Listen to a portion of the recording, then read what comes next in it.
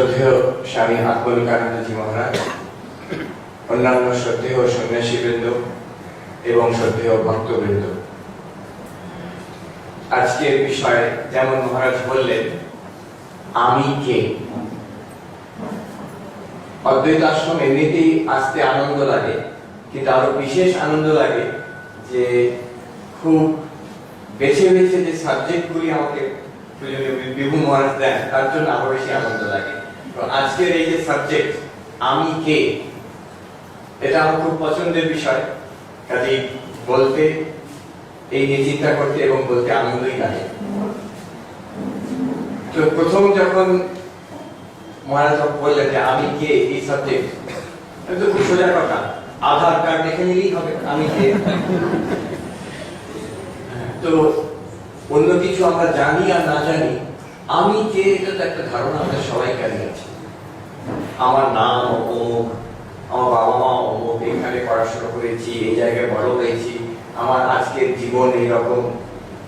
এবার একটা ভেতরেরও একটা জীবন আছে যে আমার এই এই জ্ঞান, আমার স্মৃতি, আমার মেমোরি এইরকম, আমার পার্সোনালিটি এইরকম, আমার জীবনের চাহিদা কি, এতদিনে কি পেয়েছি, কি হারিয়েছি, আগামী জীবনের বিষয়ে কি আমার ধারণা, কি আশা, এসবই হচ্ছে আমি কে জবাব। So it's an answer to the question, who am I? But very interestingly, এটা অদ্ভুত ব্যাপার, বেদান্ত শাস্ত্র, অদ্বৈত বেদান্ত এইখানেই আমাদের কন্ট্রাডিক্ট করে। প্রথম কথা, অদ্বৈত বেদান্ত আমাদের বলে যে তোমাদের যে ধারণা নিজের বিষয় আমি কে, এটা সম্পূর্ণ ভ্রান্ত। We do not know who we are. এটাই হচ্ছে claim, যে the claim of Advaita Vedanta, that we do not know who we are. আর অদ্বৈত বেদান্ত একটা জিনিসই আমাদের শেখায়, আমাদের একটি জিনিসই শেখায়, আমি কে, who are we? এবং এই এত বড় প্রমিস করে, অদ্বৈত বেদান্ত প্রমিস করে যে যদি আমরা জানতে পারি যে আমি কে, স্বামী বিবেকানন্দ মাঝে বলতেন, if only you knew yourself, if you knew who you truly are, if only you knew who you truly are, যদি সত্যি তোমরা নিজেকে চিনতে পারতে, বেদান্ত বলে যদি চিনতে পারতেন তাহলে তার ফল হতো অসীম, আত্যন্তিক দুঃখ নিবৃত্তি পরমানন্দ প্রাপ্তিশ্চ। জীবনের যত দুঃখ আছে চিরকালের জন্য অবসন্ন হয়ে শেষ হয়ে যেত, এবং একটি এমন আনন্দ, পরমানন্দ, যত বেশি আনন্দ কল্পনা করতে পারি তার থেকে বেশি, এবং পার্মানেন্ট, আনচেঞ্জিং, চিরকালের মতো, এরকম একটি আনন্দ লাভ হতো। পঞ্চদশীকার বলছেন যে যারা ব্রহ্মজ্ঞ পুরুষ, যারা এই আমি কে প্রশ্নের জবাব জেনেছেন, অনুভব করেছেন, তাদের এত আনন্দ কেন হয়, এত আনন্দ কেন হয়? সেই জবাব তারা বলছেন যে কেন আনন্দ হয় ব্রহ্মজ্ঞানী, বলছেন যে ভাবুন, কৃতকৃত্যতয়া, প্রাপ্তব্য প্রাপ্ততয়া, জ্ঞাতব্য জ্ঞাততয়া, জীবনে যা করা, মনুষ্য জীবনে আমি যা করতে পারি, ভাবুন যদি এমন একটা অবস্থা হয় যা করতে পারি করা হয়ে গেছে, যেটা জীবনে করার কথা সেটা করে ফেলেছি, ভাবুন কেমন মনে শান্তি হবে, আর কিচ্ছু করার বাকি নেই। বলছেন প্রাপ্তব্য প্রাপ্ততয়া, যা পাওয়া যেতে পারে, মানুষের জীবনে সর্বোত্তম জিনিস যা পাওয়া যেতে পারে সেটা পেয়ে গেছি, প্রাপ্তব্য প্রাপ্ততয়া। এবং জ্ঞাতব্য জ্ঞাততয়া, বলছেন যে জীবনে যা জানার আছে, মানুষের জীবনে যা জানার আছে তাকে জেনে নিয়েছি, যা জানার আছে জেনে নিয়েছি, যা পাওয়ার আছে চিরকালের মতো পেয়ে গেছি, আর হারাবার নয়, যা করার কথা জীবনে করা হয়ে গেছে। ভাবুন এইরকম যদি আপনি জানতে পারেন, এইরকম যদি আপনার কনভিকশন হয়ে যায় এমন জিনিস পেয়েছি, তাহলে কেমন শান্তি হবে, কেমন আনন্দ হবে। আর এই আনন্দ তো চিরকালের মতো পাওয়া যাবে। তো এইটা হচ্ছে ফল, আমি কে, এই ঠিক ঠিক জবাব যদি আমরা জানতে পারি, if we realize that, সেটা হচ্ছে বেদান্তের প্রয়োজন কিংবা তার আলটিমেট গোল, রেজাল্ট। এই আমিকে সমগ্র বেদান্ত শাস্ত্রতে বিভিন্ন ভাবে বিচার করা হয়েছে। উপনিষদে বিভিন্ন বিচারের যে পদ্ধতিগুলোকে বলা হয় প্রক্রিয়া, টেকনিক্স, প্রসেস, আমরা আজকে একটিকে ধরবো, জাস্ট ওয়ান। এরকম অদ্ভুত অদ্ভুত অনেক প্রসেস আছে, আর প্রত্যেকটাই অপূর্ব। একটাকে আমরা আজকে ধরবো। ভগবান শ্রীকৃষ্ণ ভগবত গীতায় অর্জুনকে ত্রয়োদশ অধ্যায়তে বোঝাচ্ছেন এই প্রশ্নের জবাব আমি কে, তার জবাব হচ্ছে, যদি জিজ্ঞেস করা হয় তুমি কে অর্জুন, আমি তো বলবো এই কুন্তি পুত্র অর্জুন, এই দাঁড়িয়ে আছি তীর ধনুক নিয়ে রথের ওপরে। ভগবান বলছেন দ্বিতীয় শ্লোক, কোন কোন গীতার সংস্করণে এটা প্রথম শ্লোক, ত্রয়োদশ অধ্যায়টা একটা মজার অধ্যায়। সেখানে কোন কোন সংস্করণে দেখবে একটা আরম্ভ হচ্ছে অর্জুনের প্রশ্ন নিয়ে, আবার কোন কোন জায়গায় দেখবে, কোন কোন গীতার এডিশনে দেখবে সেই প্রশ্নটা বাদ ভগবান কৃষ্ণ ডাইরেক্টলি আরম্ভ করছেন। তো কোন কোন জায়গায় এটা প্রথম শ্লোক, আর কোন কোন জায়গায় সেকেন্ড শ্লোক। এই শ্লোকে শ্রীকৃষ্ণ বলছেন অর্জুনকে, এই যে তুমি বলছো আমি হচ্ছে এই অর্জুন ধনুকধারী দাঁড়িয়ে আছি সামনে, ইউ আর রং। কেন? দেখুন কি সুন্দর জবাব। বলছেন ইদম শরীরম কৌন্তেয় ক্ষেত্রম ইত্যভিধীয়তে এতদ্যো বেত্তি ক্ষেত্রজ্ঞম এতদ্যো বেত্তি তং প্রাহু ক্ষেত্রজ্ঞম ইতি তদ্বিদঃ। বলছেন এই যে শরীর যাকে তুমি বললেন এইটাই আমি, এটা তুমি নাও। কেন? যুক্তি কি? যুক্তি এই যে তুমি যে নিজেকে শরীর বলছো, এই শরীর, এটাকে শ্রীকৃষ্ণ নাম দিচ্ছেন ক্ষেত্রম। ক্ষেত্র মানে বাংলাতে যেটা আমরা ক্ষেত্র বলি, ফিল্ড, ক্ষেত্রম। আর এই শরীরকে যে ভেতর থেকে অনুভব করছে, এখনই অনুভব করছে যে আমি এখানে, যে বলছে যে আমি এই শরীরটা আমি, এখনই আমার ভেতর থেকে অনুভব করছি যে আমি এখানে আছি। এই যে যে অনুভব করছে তাকে বলছে যে এই ফিল্ডকে অনুভব করে, নোয়ার অফ দ্য ফিল্ড, ক্ষেত্রজ্ঞ। ক্ষেত্রকে যে ভেতর থেকে অনুভব করছে এখন, তাকে ক্ষেত্রজ্ঞ বলছে। বেশ, তাতে কি যায় আসে? যায় আসে এইখানে, এখানে পুরো জিনিস, এই শ্লোকটার মানে বোঝার জন্য the key word, একটা শব্দ ওর মধ্যে যেন পুরোটা চাবিকাঠি আছে। শব্দটা হচ্ছে ব্যক্তি। ব্যক্তি মানে যে জানে। ইদম শরীরম কৌন্তেয় ক্ষেত্রম ইত্যভিধীয়তে এতদ্যো ব্যক্তি, এই শরীরটাকে যে জানছে, অনুভব করছে ভেতর থেকে, জানছে শব্দটা, ব্যক্তি যে শব্দ, সেটার উপরে অনেক কিছু নির্ভর করছে। কেন? এই শব্দের কি গুণবার্ত? এই যে শব্দ, যে জানছে, এখানে একটা সিক্রেট বুঝতে হবে। যে জানে আর যেটাকে জানি, আর আমি যে জানছি এবং যেটাকে জানছি, এই দুটো কিন্তু আলাদা। The two cannot be same. দ্রষ্টা দৃশ্য আলাদা। এই আমি দেখছি গ্লাসটাকে, আমার চোখ দেখছে, আর এই গ্লাস, চোখ আর গ্লাস তো নিশ্চয়ই আলাদা। আমরা তো যে কোনো জিনিস দেখতে পারি চোখের থেকে তফাতে থাকলে দেখতে পারি। যে জিনিসটাকে, এই জিনিসটাকে যদি চোখের কাছে নিয়ে আসি, যতটা কাছে নিয়ে একদম এখানে নিয়ে না দেখতে পাবো, চোখের থেকে একটু দূরে থাকলে দেখতে পাচ্ছি। এমন জিনিস কি আছে যেটা চোখ দেখতে পারে না, সেটা কি? চোখ নিজেকে দেখতে পারে না। আমি যদি বলি না আয়নাতে দেখতে পাই, আয়নাতে চোখের রিফ্লেকশন দেখছে, ছবিতে নিজের চোখের ছবি দেখছে, কিন্তু চোখটা ডাইরেক্টলি যেমন এই জিনিসটাকে দেখছে, চোখটা নিজেকে ডাইরেক্টলি দেখতে পারে না। দ্রষ্টা দৃশ্য আলাদা, জ্ঞাতা জ্ঞেয়, যে জানছে আর যে জিনিসটাকে জানছে, দুটি আলাদা, পৃথক সত্তা, two different existences, different entities. এটাকে শঙ্করাচার্য একটু মজা করে বলছে, বেশ ইন্টারেস্টিং ভাবে, তার আজকেই দেখছিলাম ওই ত্রয়োদশ অধ্যায়ের ভাষ্য থেকে বলছে। একটু সূক্ষ্ম ব্যাপার, একটু ভেবে দেখুন। আমি তো এইভাবে বললাম যে চোখ দেখছে বস্তুকে, চোখটা বস্তুর থেকে আলাদা। শঙ্করাচার্য তাকে আরেকটু অন্যরকম ভাবে বলছে যে এই বস্তুটা আপনারা দেখছেন, তাহলে এটাকে জানতে পারছেন, এই বস্তুটাকে জানতে পারছেন, তাহলে এই বস্তুটা উনি বলছেন সংবেদ্য, যাকে জানা যাচ্ছে। এবার সূক্ষ্ম ব্যাপারটা এখানে, যদি এটা জানা যাচ্ছে এখনই জানা যাচ্ছে, নিশ্চয়ই কেউ একটা এটাকে জানছে। এটা জানা যাচ্ছে মানে সামথিং ইজ নোয়িং ইট, তাহলে জানা যাচ্ছে এক্সপেরিয়েন্সটা হবে কি করে, and that must be apart from the thing which is known. সম্বেদ্য মানে সম্বেদ্য যে বস্তু তার থেকে আলাদা কেউ, ভিন্ন কেউ এটাকে জানছে। একই কথা একটু ঘুরিয়ে বললেন। So the knower and the known are different. এবার ভেবে দেখুন, এই গ্লাসটাকে দেখছি, চোখ দেখছি।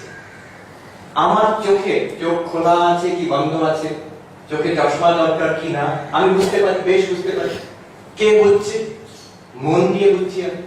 তাহলে মন হয়ে গেল দৃষ্টা, চোখটা দৃশ্য হয়ে গেল। তাহলে মনটি চোখের থেকে আলাদা, যেহেতু দ্রষ্টা দৃশ্য আলাদা। চোখের অনুভব, চোখ ভালো আছে কি খারাপ আছে, চশমা লাগবে কি লাগবে না, মন দিয়ে বুঝি আমি। তাহলে মনটা কিন্তু চোখের থেকে আলাদা। শুধু চোখের থেকে কেন, আমাদের যে পঞ্চ ইন্দ্রিয়, এই যে দেহ, সবটাকে আমি মন দিয়ে বুঝছি, অতএব মনটা এটার থেকে আলাদা। শ্রীকৃষ্ণ যা বললেন তার প্রাথমিক মানে এইটা, আমি এবং আমার মন, আমি মন যে আমি, এইটাকে বলা হয় জীব। জীব, আমরা যখন বলি জীব, আমি একজন জীব, কি জীবাত্মা, এইটা আমি আমার মন নিয়ে এই শরীরকে জানছি। যেহেতু জানছি আমি এবং আমার মন এই শরীরের থেকে আলাদা। ধর্মতে, যে কোনো ধর্মতে বলা হয় যে যখন মানুষ মরে যায় তখন আমরা বলি আত্মা পরলোক গত। এক্ষুনি বললেন যার নামে নামেন তিনি তার বাঞ্ছিত ধামে সুখে থাকুন। এখন যখন বলছি যে সেই ব্যক্তি তার বাঞ্ছিত ধামে সুখে থাকুন, সেই ব্যক্তি যখন তিনি গত হয়েছেন তার তো শরীর দাহ করে দেওয়া হয়েছে। যিনি ওই শরীরের মধ্যে ছিলেন সেই ক্ষেত্রজ্ঞ তিনি চলে গেছেন। যে কোনো ধর্ম, সেই হিন্দু ধর্মের শাক্ত, বৈষ্ণব, শৈব, তান্ত্রিক যেই হোক, বেদান্তি, এবং খ্রিস্টান, মুসলমান, ইহুদি, বৌদ্ধ পর্যন্ত সবাই বলবে যে আমরা শরীর নই, শরীর থেকে আলাদা কিছু। এবং এই যে জীবাত্মা মৃত্যুর পরে এই শরীর ছেড়ে দিয়ে আমরা বলে একটা অন্য লোকে চলে যায়। আবার আমরা জানি আমাদের হিন্দুদের, বৌদ্ধদের এবং জৈনদের, শিখদের বিশ্বাস, এই ভারতীয় ধর্মের বিশ্বাস হচ্ছে পুনর্জন্ম, যে আবার আরেকটা শরীর ধারণ করে আসবে। তো যে এক শরীর থেকে আরেক শরীর যাচ্ছে সে নিশ্চয়ই শরীর নয়, শরীরের থেকে আলাদা পৃথক কিছু। একেই বলা হয় জীব। ক্ষেত্রজ্ঞ শব্দের প্রাথমিক মানে এটা। কিন্তু বেদান্ত এখানে থামে না, বেদান্ত এখানে থামে না, আরো গভীরে যায়। বেদান্ত বলছে যে আচ্ছা, যেটাকে জানতে পারি সেটা যদি আমার থেকে আলাদা, আমি দ্রষ্টা, সেটা দৃশ্য। এই যে মন, যেটা দিয়ে আমি শরীরকে জানছি এবং শরীরের মাধ্যমে জগৎকে জানছি, এই মনটাকেও তো আমি জানতে পারি। মন দিয়ে, মনের মধ্যে আমার সুখ হচ্ছে কি দুঃখ হচ্ছে, আমি বলছি আমি সুখী কি আমি দুঃখী। মনের মধ্যে আমি শুনছি, বুদ্ধি দিয়ে বিচার করছি, এই মহারাজ কি বলছে বুঝতে পারছি। তাহলে মনের মধ্যে যে বুঝতে পারছি, এটা একটা ভাব, এটাও আমি বুঝতে পারছি। এই কথাগুলো বুঝতে পারছি না, এই জিনিসটাও আমি বুঝতে পারছি। অতএব মনের মধ্যে যা হচ্ছে, আমি অন্য কেউ বুঝুক আর না বুঝুক, আমি ঠিক টের পাই। আমার মনে কি হচ্ছে আমি ঠিক টের পাই। অতএব মনটাও কিন্তু একটা দৃশ্য। Mind is also an object as much as this object. হাতের উপরে এই অবজেক্টটা যেমন, এটাকে দেখতে পাচ্ছি, বুঝতে পারছি, মনটাকেও আমি অনুভব করতে পারছি। Mind is an object. তাহলে মনের থেকে আমি আলাদা। দৃশ্যাধিবৃত্তয় সাক্ষী, মনের বৃত্তিগুলো সব দৃশ্য, সেই দৃশ্য যিনি সাক্ষী, যে চৈতন্য, যে চেতন বস্তু আছে, সেইটাই আমার আসল স্বরূপ। এই যে মনের মধ্যে যে সাক্ষী, মনের বুদ্ধিবৃত্তিগুলোকে যে অনুভব করছে, যে দেখছে, যে দ্রষ্টা, মনের দ্রষ্টা, যে তিনি হচ্ছেন আসল আত্মা, আসল ক্ষেত্রজ্ঞ। তাহলে ক্ষেত্রজ্ঞ শব্দের দুটো মানে হচ্ছে, একটা স্ট্রেট আওয়ে মানে হচ্ছে যে এই মনের, এই শরীরের মধ্যে যে তিনি জীব বাস করছেন, শরীরের মৃত্যু হয়ে গেলে তিনি আবার পরলোকে চলে যাবেন। কিন্তু সেই জীবকেও আবার বিবেক করে, বিচার করে যদি দেখি, তার মধ্যেও কিন্তু দেখা যাচ্ছে একটা মন অংশ আছে। মন, বুদ্ধি, মেমোরি, প্রাণ, এগুলো সব তার মধ্যে আছে। তার দ্রষ্টা একটি চৈতন্য আছে। সেই চৈতন্য, কেন তাকে চৈতন্য বলছি? চৈতন্য বলার কি অধিকার? যেহেতু অনুভব হচ্ছে, চেতন ছাড়া তো অনুভব হয় না। মনকে অনুভব করতে পারছি, it illumines the mind, তাহলে I have to say it is consciousness। তাহলে সেই যে মনের সাক্ষী, সেই হচ্ছে ঠিক ঠিক ক্ষেত্রজ্ঞ। এই বিচারটাকে, এটাকে বেদান্ততে বিবেক বলে, দুটোকে আলাদা করা। ঠাকুর বলছেন চিনিতে বালিতে মিশে আছে, পিঁপড়ে আলাদা করতে পারে চিনিটা বালিতে ফেলে দেয়।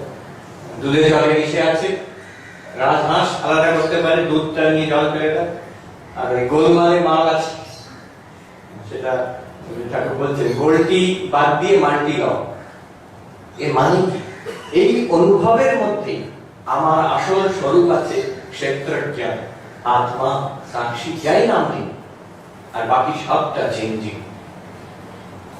এটা বিভিন্ন প্রক্রিয়াতে বেদান্ত আমাদের বোঝাচ্ছে। এই একটা প্রক্রিয়া আমি এখন যেটা বলছিলাম, এটা কিছু দৃশ্য বিবেক বলে, আমি আগেও বলেছি। আরো আছে, পঞ্চকোষ বিচার আছে। সংক্ষেপে বলতে গেলে এই শরীরটাকে অন্নময় কোষ বলে। এটাকে আমি জানি কিনা, শ্রীকৃষ্ণ বলছেন এটা যে ব্যক্তি যে এটাকে অনুভব করে, শরীরটাকে আমি অনুভব করছি, অবশ্যই অনুভব করছি, তাহলে এটা হয়ে গেল আমার জ্ঞানের বিষয়, আমি এটা দেখা হয়ে গেলাম। তাহলে অন্নময় কোষটা আত্মা হতে পারে। অন্নময় কোষ মানে যেটা স্থূল শরীর, যেটা খাবার দিয়ে তৈরি। বছরের প্রথম দিকে আমেরিকাতে হলিউড আমাদের একটা আশ্রম আছে, সেখানে গেছিলাম। সেখানে একজন সেখানকার পুরোনো গল্প পড়েছিলাম এক জায়গায়। হলিউডে তো আমেরিকার সিনেমা ইন্ডাস্ট্রি আছে, তো একজন অ্যাক্ট্রেস সেই 60-এর দশকে খুব নাম করা ছিলেন, ইটালিয়ান। তাকে নাকি একবার জিজ্ঞেস করা হয়েছিল যে what is the secret of your beauty, আপনার সৌন্দর্যের সিক্রেট কি? ইটালিয়ান, তিনি বলছেন oh this, it is all pasta. Pasta এখন খাওয়া, ইটালিয়ানদের খাওয়া হয়, সেই পাস্তা দিয়ে নির্মিত শরীর, অন্নময় কোষ। তিনি নিশ্চয়ই বেদান্তি ছিলেন। ইটস অল পাস্তা, এটা অন্নময় কোষ, এটা আত্মা না। এর থেকেও ভেতরে প্রাণময় কোষ আছে। এই যে শ্বাস প্রশ্বাস, রক্ত চলাচল করছে, কখনো আমি নিজেকে এনার্জেটিক বোধ করছি, কখনো দুর্বল বোধ করছি, সব প্রাণের সঞ্চার।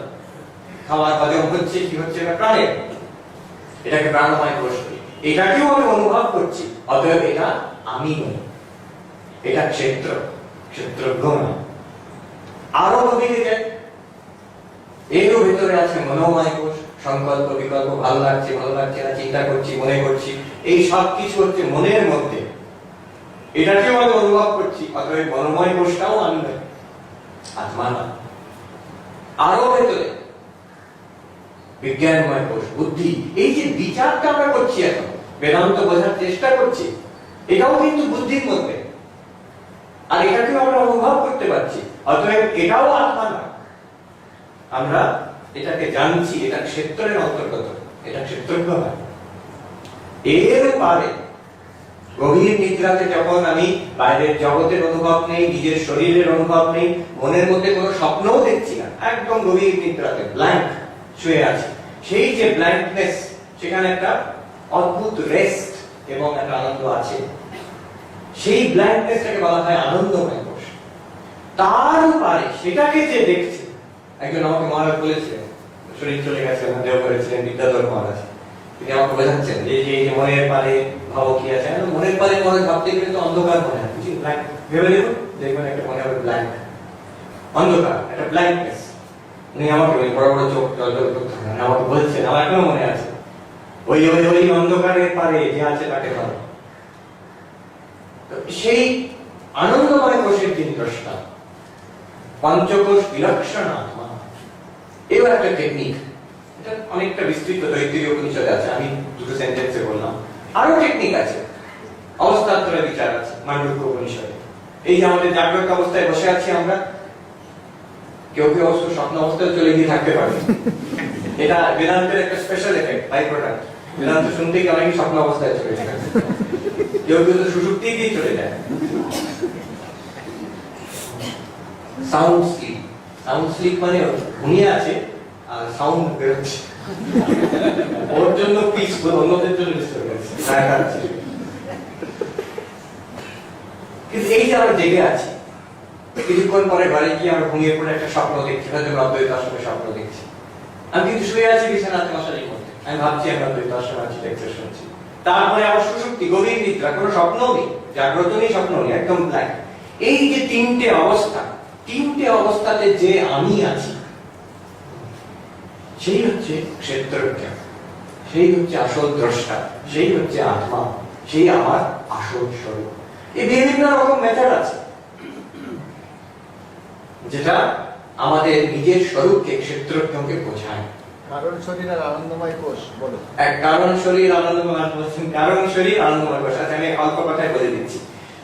আমাদের বেদান্ত দর্শনে মানুষের যে পার্সোনালিটি, সেটাকে এইভাবে অ্যানালাইজ করা হয়। খুব সোজাভাবে বলতে গেলে আসল স্বরূপ হচ্ছে আত্মা, তার তিনটে শরীর বলা হয়। একটা হচ্ছে স্থূল শরীর, তার থেকে ভেতরে আরো সূক্ষ্ম হচ্ছে সূক্ষ্ম শরীর বলা হয়, আরো ভেতরে বলা হয় কারণ শরীর। আর পঞ্চকোষ যখন বিচার করা হয়, এই স্থূল শরীরের নাম হচ্ছে অন্নময় কোষ। আর এই যে সূক্ষ্ম শরীর বললাম, তার তিনটে কম্পোনেন্ট, প্রাণময় কোষ, মনোময় কোষ, বিজ্ঞানময় কোষ, প্রাণ, মন এবং বুদ্ধি। আর এই যে কারণ শরীর বলা হলো, সেটার নাম হচ্ছে আনন্দময় কোষ। তাহলে পঞ্চকোষের থেকে আলাদা বিলক্ষণ একটি আত্মা, ক্ষেত্রজ্ঞ। তিনটে শরীরের থেকে আলাদা, তিনটে শরীর, এই পাঁচটা কোষ একই জিনিস। সেই কারণ শরীর হচ্ছে আনন্দময় কোষ। এই যে আত্মা সাক্ষী স্বরূপ, আমাদের শরীর মনের সাক্ষী এবং জগতের সাক্ষী, এই হচ্ছে আমাদের স্বরূপ। এখন এইটা যদি আমরা ভেবে দেখি, দুটি প্রশ্ন মনে জাগবে, দুটি প্রশ্ন আমাদের মনে আসে। কি প্রশ্ন? যে আচ্ছা, বেদান্ত তো এই দুটোকে, শ্রীকৃষ্ণ দুটো ভাগ করে দিলে, এই সারা বিশ্ব ব্রহ্মাণ্ড ক্ষেত্র, ক্ষেত্র শব্দটা কেন ব্যবহার করলেন? আমার সেখানে ভাষ্যকার তিন রকম মানে করছে। শরীরটাকে ক্ষেত্র বলা হলো, কেন বলা হলো? শরীরটা বলছেন যে ক্ষেত্র, ক্ষেতের মধ্যে যেমন বীজ দিয়ে সব গাছ হয়, ফসল হয়, ঠিক এই শরীরে আমাদের কর্মের ফল ভোগ করি আমরা, কর্মের ফল হয় না, সুখ দুঃখ এই শরীরের মাধ্যম দিয়ে ভোগ করি, তাই জন্য শরীরটা ক্ষেত্র। আবার বলছে ক্ষয়া, ছত্রনাথ ক্ষয়া বলছে। একটা হচ্ছে যে এটাকে আমরা রক্ষা করতে চেষ্টা করি, ছত্রনাথ মানে রক্ষা করা, মানে আমরা এটাকে অসুখ হবে কি ধাক্কা লাগবে, কষ্ট হবে, তার থেকে সবসময় বাঁচাতে চেষ্টা করি, এই মানেতেও ক্ষেত্র হতে পারে ভাষাটা বলছে। আবার আরেকটা মানে, তৃতীয় মানে করছে যেটা সারাক্ষণ ক্ষয় হয়ে যাচ্ছে, সারাক্ষণ সর্ববিকারগ্রস্ত, আস্তে আস্তে শরীর ক্ষয় হচ্ছে। যারা কম বয়সী তারা বুঝতে পারে না, যারা 40+ তারা বুঝতে পারে যে ক্ষয় হয়ে যাচ্ছে। যারা বয়স্ক তারা ভাবছে এটা ভালো আছি, আরো ভালো থাকবো, আরো ভালো থাকবো, কিন্তু 40+ একবার হয়ে গেলে তখন বোঝা যায় যে আরো ভালো থাকবো না, এবার ডাউনওয়ার্ডস। একজন ডাক্তার তিনি একটা প্রেজেন্টেশনে বলছেন যে আজকের medical science, we have extended life, we can live longer but we can not live well. অনেক দিন বাঁচতে পারবো কিন্তু ভালোভাবে বাঁচতে পারবো, এটা হচ্ছে ক্ষয়গ্রস্ত শরীর, তাই জন্য ক্ষেত্র বলছে। আবার অন্য অন্য টিকাকার আছেন, শঙ্করানন্দ টিকাকার আছেন, তিনি 11 রকম মানে করেছেন ক্ষেত্র। যাই হোক, সেটা আমাদের দরকার নেই। কিন্তু এই শরীরটাকে, সারা বিশ্ব ব্রহ্মাণ্ড হচ্ছে ক্ষেত্র, কিন্তু এই শরীরটাকে বিশেষ করে ক্ষেত্র বলছেন, তার একটা কারণ আছে। কারণ এই যে জগতের থেকে আমি আলাদা, এটা আমাকে বোঝাতে হবে। এই মাইকটা যে আমি নই, আমি জানি। টেবিলটা যে আমি নই, এটা আমি জানি। এই জামাটা যে আমি নই, তাও আমি জানি। কিন্তু গোলমালটা আরম্ভ হচ্ছে এই জামা, এর থেকে ভেতরে যেটা আছে সেটার বিষয়ে কখনো বলি এটা আমার শরীর, আবার কখনো বলি আমি। আমি যখন বলি আমার ওজন 70 কিলো, তাহলে আমি সচ্চিদানন্দ আত্মা ব্রহ্মের ওজন কি 70 কিলো হতে পারে? এটা হচ্ছে শরীরের ওজন 70 কিলো, কিন্তু বলি আমার ওজন।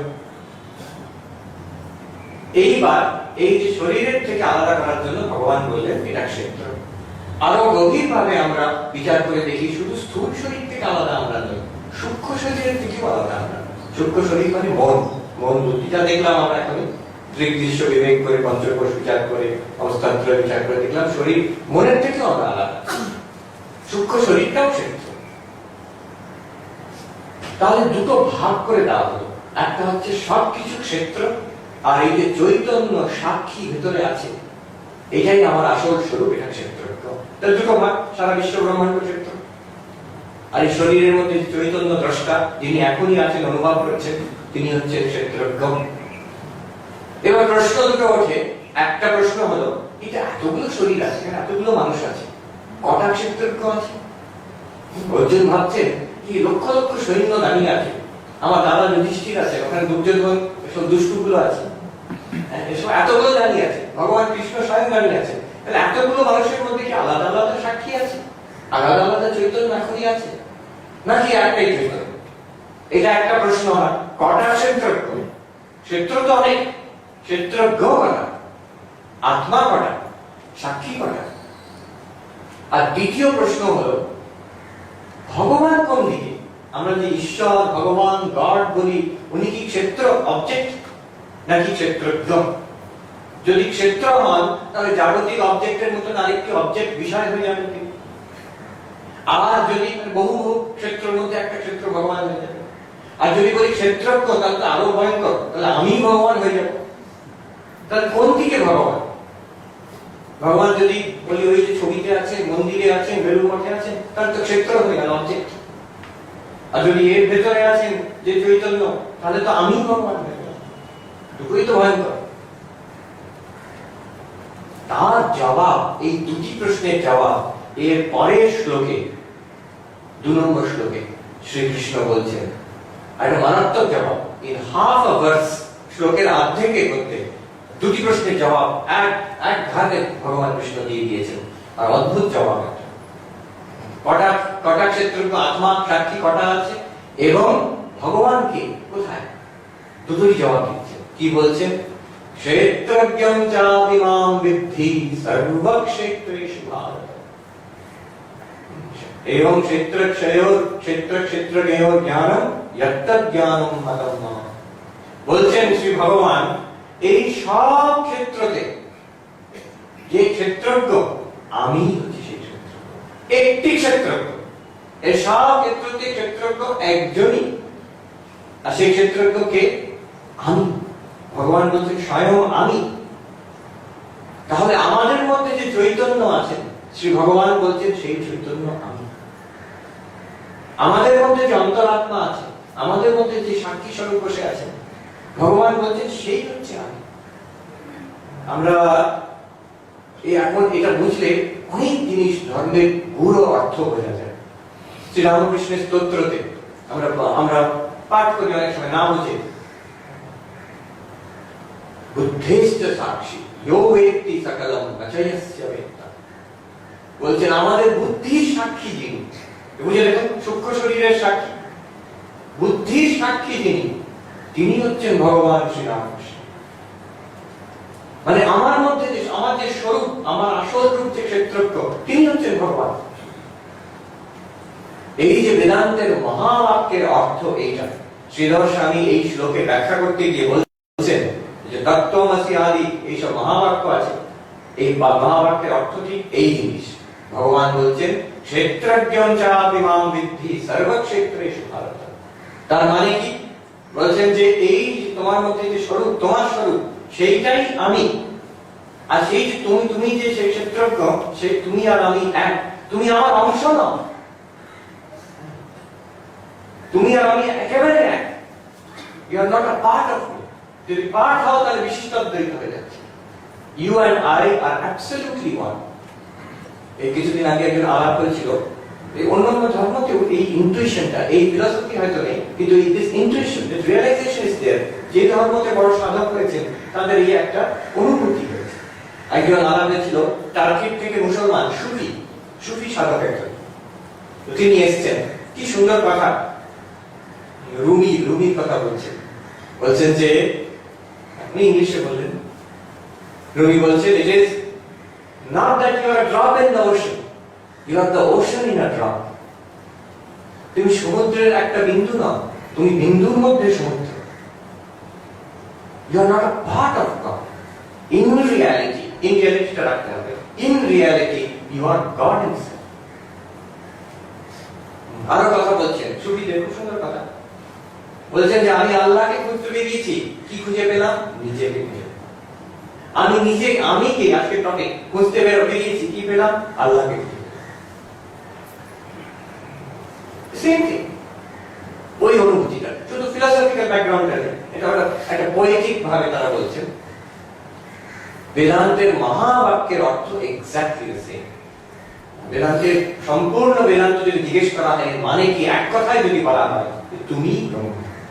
স্বামী বিবেকানন্দ বারে বারে আমেরিকাতে গিয়ে সেই তত্ত্বমসি কথাটা বলছেন যে আমাদের ট্র্যাডিশনালি 4টি মহাবাক্য বেদান্তেতে, 4টি উপনিষদ 4টি বেদ থেকে নেওয়া হয়। ঋগ্বেদে, ঐতিহ্য উপনিষদে প্রজ্ঞানম ব্রহ্মা, এই যে নিজের বিশেষ জ্ঞান এখন হচ্ছে, আমাদের শুনছি, দেখছি, বলছি, এটাকে যদি ঠিক ঠিক বোঝা যায় এইটাই ব্রহ্ম মানে ভগবান। প্রজ্ঞানম ব্রহ্মা, এই প্রজ্ঞান ঠিক ঠিক বুঝলে ক্ষেত্রজ্ঞ, আর এই ক্ষেত্রজ্ঞই ভগবানের সঙ্গে এক।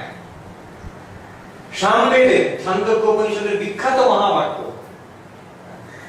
ছান্দোক্য উপনিষদের 6ষ্ঠ অধ্যায়ে 9 বার বলা হয়েছে তত্ত্বমসি। বাবা শ্বেতকেতুকে বলছেন, তার বাবা শিক্ষা দিচ্ছেন, হে শ্বেতকেতু তুমি সেই মানে সেই ভগবান। তৎ সৎ ত্বমসি, তত্ত্বমসি, হে শ্বেতকেতু। একই মানে ভগবান শ্রীকৃষ্ণ যেটা গীতাতে বলছেন অর্জুনকে, ক্ষেত্রজ্ঞং চাপি মাম বিদ্ধি সর্বক্ষেত্রেষু মাধব। যজুর্বেদে বৃহদারণ্যক উপনিষদে আছে অহম ব্রহ্মাস্মি, অহম ব্রহ্মাস্মি, আমি। কিন্তু কোন আমি? সেটা হচ্ছে যে শঙ্করাচার্য যে নির্বাণ শতকে বলছেন, আমি মানে শরীর মন যুক্ত একজন জীব, তা নয়। যদি ঠিক ঠিক বিবেক করে দেখি, মনোবুদ্ধি অহংকার চিত্তানি না, মন বুদ্ধি অহংকার চিত্ত আমি নই। কেন আমি নই? যেহেতু এটা আমার দৃশ্য, আমি এটা দ্রষ্টা। শ্রোত্র জিহ্বে ঘ্রাণ নেত্রে, এই পঞ্চ ইন্দ্রিয় এবং তার দ্বারা যা জানা যাচ্ছে সেগুলো আমাদের। এই পঞ্চভূতের যে জগৎ, সেটাও আমি নয়, যেহেতু সেটা আমার দৃশ্য। তাহলে আমি কি তখন বলতে পারছেন চিদানন্দ রূপং শিবোহম শিবোহম, সেই শিবোহম। আর বৃহদারণ্যক উপনিষদে অহম ব্রহ্মাস্মি, এক জিনিস। আবার মান্ডুক্য উপনিষদ সবচেয়ে ছোট উপনিষদ, আর সবচেয়ে বলা যেতে পারে অ্যাডভান্স, বলা যেতে পারে মোস্ট পাওয়ারফুল, বলা যেতে পারে, আমি মজা করে বলি ধানি লঙ্কা, একদম ছোট্ট। রামচন্দ্র হনুমানকে বলছেন মান্ডুক্যম একমেব আলাম মুমুক্ষুণাম বিমুক্তয়ে, যারা মুক্তি চায়, হনুমান জিজ্ঞেস করছেন রামচন্দ্রকে যে কি করে মুক্তি হবে। যারা মুক্তি চায় তাদের জন্য এই মান্ডুক্য উপনিষদ সাফিশিয়েন্ট, কাফি হয়। একমেব আলাম, সেই মান্ডুক্য উপনিষদে আছে অয়ম আত্মা ব্রহ্ম, এই যে নিজের যে আত্মা, নিজের যে স্বরূপ, এটাই ব্রহ্ম, এটাই ভগবান। একজন মহারাজ আজকেই মনে পড়লো, আমাকে নিজে বলেছেন, আমি তার নাম করছি না, তিনি খুব সিনিয়র প্রবীণ সাধু, এখন তিনি কাশীতে থাকেন, অনেক বয়স হয়েছে। তিনি বলেছিলেন, তিনি অনেক দিন আগে যখন ছাত্র, স্বামী প্রেমেশানন্দ ছিলেন মায়ের শিষ্য, তাকে তখনই অনেকে ব্রহ্মজ্ঞ বলে স্বীকার করেছিল। তার কাছে তিনি যাওয়া আসা করতেন, ছাত্র। একদিন আমাকে নিজে বলেছিলেন মহারাজ, আমি কি প্রণাম করেছি, প্রেমেশ মাছ, সবাই বলতো প্রেমেশ মাছ বসে আছেন, আমি প্রণাম করে উঠতেই প্রেমেশ মাছ হঠাৎ হাতটা একটু ঠান্ডা ছিল, আঙুলটা আমার মাথায় নিয়ে টিপে দিলেন, দুইটা চমকে উঠেছি। তখন বলছেন প্রেমেশ মাছ এমন বলছেন, একদম তাকিয়ে এমন ভাবে বললেন একটা কথা, বলছেন ওই ওই ওই ওই যে চমকে উঠলো, ও ছাড়া কোন সারা ভগবান নেই, এই ভাষায় বলছে। সে মহারাজ আমাকে বলতে আমি কোনোদিন বলতে পারি, তার মানে হয়তো আমি বুঝতে পারছি না। আমরা যদি ভাবি চমকে উঠলাম, এই যে চমকে উঠলাম, এটা কে? এটাও ক্ষেত্রজ্ঞ, কিন্তু এটা জীব। আরো যদি ঠিক ঠিক বিচার করে ভেতরে বুঝতে পারতাম, তাহলে বুঝতে পারতাম সেই সচ্চিদানন্দ। মা বলছেন, বাবা কতবার বলছে, মায়ের কথাতে আছে, বাবা দেখছি ঠাকুরই সব হয়েছে, বারে বারে বলছে, অনেক জায়গায় বলছে, বাবা দেখছি ঠাকুরই সব হয়েছে, তিনি সবকিছু হয়েছে। ক্ষেত্রজ্ঞম চাপি মাম বিদ্ধি সর্বক্ষেত্রেষু ভারত। আমরা এটা বলে তো দিলাম, বলতেও মজা লাগে, ভেবু আনন্দ, যাক বাবা আমি ভগবান, বাঁচা গেল। কিন্তু আমি এখানে একটা সুযোগ নিচ্ছি, একটা টেকিং অ্যাডভান্টেজ। ওই দ্বিতীয় যে শ্লোকে তার শঙ্করাচার্য বিস্তৃত ভাষ্য লিখেছে। বড় বইতে আমি গুনে গুনে দেখলাম 12 থেকে 12.5 পাতা লিখে গেছে ওই একটা শ্লোকে। সেই ভাষ্য একটু জটিল আর শক্ত, কিন্তু সেটা বেশ মজারও আছে। তার মধ্যে কি আছে আমি আজকে বলার সব সময় হবে, অনেক সময় লাগে সেটা ব্যাখ্যা করতে, কিন্তু তার দু একটা স্যাম্পল আছে। যেহেতু পালাতে পারবে না, ক্যাপটিভ অডিয়েন্স, তাকে টেক অ্যাডভান্টেজ অফ ইউ, সেইটা আমি এখন দু একটা, এটা মানে ইটস ওয়ার্থ লিসনিং টু, এটা বেশ মজার ব্যাপার এখানে আছে। উনি এটা ব্যাখ্যা করে এই যে শ্লোক, ভগবান এত বড় কথা বললেন, এই যে কত বিচার হয়েছে। আমি শঙ্করাচার্যের ভাষ্যে ঢোকার আগে একটা গল্প আমি আগেও বলেছি, আবার বলছি এখানে, আমি নিজে পড়েছি।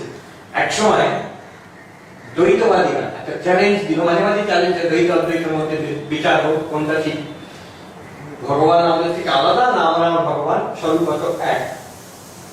একবার এই বিচার রিসেন্টলি হয়েছে, এই 25-30 বছর আগে ব্যাঙ্গালোরে।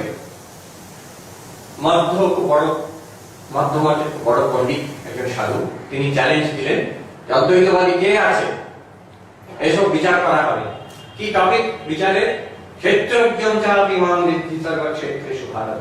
এটা দ্বৈত মতে বিচার করা হবে আর আপনাদের অদ্বৈত মতে বিচার করা হবে, দেখা যাক কোনটা ঠিক। তো অদ্বৈতবাদীদের দিক থেকে একজন খুব বড় পণ্ডিত সাধু তিনি গেছিলেন। তাঁরই লেখা বই থেকে এই বর্ণনাটা পেলাম। তো তিনি যেটা বিচার হবে, উনি অদ্বৈতবাদীর দিকে, আমি যে ব্যাখ্যা করলাম অদ্বৈত ব্যাখ্যা, সেটা উনি করবেন, আর দ্বৈতবাদীর দিক থেকে ব্যাখ্যা আরেক রকম হবে। এই নিয়ে আবার চুল ছেঁড়া বিচার হবে। বিচার তো আরম্ভ হলো, কিন্তু হলো কি, যারা বিচার করছেন দুজন সাধু, ওরা ঠিকই করছেন, কিন্তু যারাদের মধ্যে উত্তেজিত, এদিকে অদ্বৈতবাদী, ওদিকে দ্বৈতবাদীরা বসে আছে, আর এত উত্তেজনা যে সেকেন্ড সেশন, ফার্স্ট সেশন ঠিক বিচার করে, সেকেন্ড সেশনে এমন সব হিটেড যে চেয়ার ছোড়াছুড়ি আরম্ভ হয়ে গেল, বিচার সেখানেই শেষ হয়ে গেল। তো যিনি বইটা লিখেছেন, হিন্দিতে লিখেছেন, উনি লিখছেন যে আমি তো ফিরে গেলাম আশ্রমে, ফিরে গিয়ে এদের যারা অর্গানাইজার তাদের চিঠি লিখেছিলাম যে জানান কে জিতলো, তারা কোনো জবাব দেয়, কিন্তু আমি ধরে নিচ্ছি আমি জিতে গেছি বলে আমি বই লিখেছেন। তো এই যে কত বিচার আছে। শঙ্করাচার্য 12.5 পাতা সেই গীতা প্রেসের বড় বইতে লিখেছেন ভাষ্যতে। তার একটা প্রশ্ন, এই যে আমরা ভাবলাম যে আচ্ছা তাহলে আমি আর ভগবান এক স্বরূপত, না বুঝলাম শরীর মন নয়, শরীর মন ছাড়া যে চৈতন্য সেটাই ভগবান, বা দাঁড়ান অত সহজে না, এর বিরুদ্ধে অনেক অবজেকশন আছে। কি অবজেকশন, আপনার কি জবাব, একটু আমরা দেখতে পাই। অবজেকশন এইরকম। প্রথম কথা, আমরা জানি যে আমরা সংসারী। সংসারী মানে সাধারণ চলিত ভাষায় সংসারী মানে ঘর গৃহস্থ, সেটা হচ্ছে না। যার জন্ম আছে, মৃত্যু আছে, যার অজ্ঞান আছে, যার সুখ আছে, দুঃখ আছে, নিজের বোধ হচ্ছে যে শরীরটাই আমি, একে সংসারী বলে। সেই অর্থে ব্রহ্মজ্ঞানী বাদে, ব্রহ্মজ্ঞ যারা তাদের বাদে বাকি সবাই আমরা সংসার, সংসারগ্রস্ত, জন্ম মৃত্যু চক্রতে ভেসে আছে। হ্যাঁ, কেউ বিষয়তে ভেসে আছে, কেউ এটার থেকে বেরোবার চেষ্টা করছে। যে বিষয়তে ভেসে আছে সে রবিবার দিন সন্ধ্যাবেলা বসে সিনেমা দেখছে, আর যারা একটু মাথা কথা গেছে তারা গিয়ে অদ্বৈত আশ্রমে এই এত সুন্দর একটা রবিবার অবসরের সময় এখানে বসে কি বেদান্তের চর্চাটি শুনছে, তারা বেরোতে চেষ্টা করছে। কিন্তু উভয়ই কিন্তু এখনো সংসারী, তাই একে বলা হয় পারিভাষিক ভাষায় সংসারী। সংসারী মানে এই অর্থে যে জন্ম মৃত্যু চক্রতে আছে। আর আমরা শাস্ত্র থেকে জানি ভগবান পরমাত্মা অসংসারী, তিনি জন্ম মৃত্যু চক্রতে নেই। তিনি কোনদিন অবতার হয়ে এলেও তার স্বেচ্ছায় আসেন, তিনি ফেঁসে নেই, তিনি অজ্ঞানে আবৃত নন, তিনি অসংসারী। আর আমরা সংসারে ফেঁসে আছি, সংসার থেকে এই জন্ম মৃত্যু থেকে বেরোবার চেষ্টা করছি, কিন্তু সংসার। এবার মুশকিলটা কি হবে, তাহলে দেখুন ইকুয়েশনটা কেমন, খুব অদ্ভুত। অবজেকশনটা কেমন দেখুন, যে জীব আমরা সংসারী, ঈশ্বর অসংসারী, আর ঈশ্বর ইজ ইকুয়াল টু অসংসারী, আর এই ক্ষেত্রজ্ঞ চাপি মাং বিদ্ধি সর্বক্ষেত্রেষু ভারত, তার মানে কি বলা হচ্ছে, ক্ষেত্রজ্ঞ যে জীব, আমরা আসলে ঈশ্বর। তাহলে জীব ইজ ইকুয়াল টু ঈশ্বর ইজ ইকুয়াল টু সংসারী নয়, অসংসারী। তাহলে জীব অসংসারী হয়ে গেল। Mathematics a is equal to b is equal to c, তাহলে a is equal to c।